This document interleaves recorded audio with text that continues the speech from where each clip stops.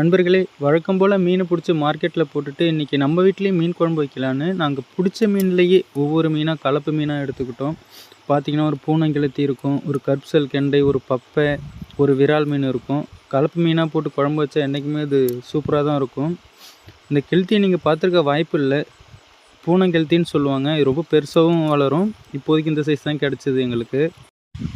அது எல்லா மீனுமே சேர்ந்து 1 கிலோ தான். நீங்கள் நம்ம சேனலுக்கு புதுசாக இருந்தீங்கன்னா மறக்காமல் நம்ம சேனல் சப்ஸ்கிரைப் பண்ணிவிடுங்க. இந்த மீனை க்ளீன் பண்ணுறதுக்கு பார்த்திங்கன்னா மார்க்கெட்டு பக்கத்துலேயே ஆள் இருக்கிறாங்க.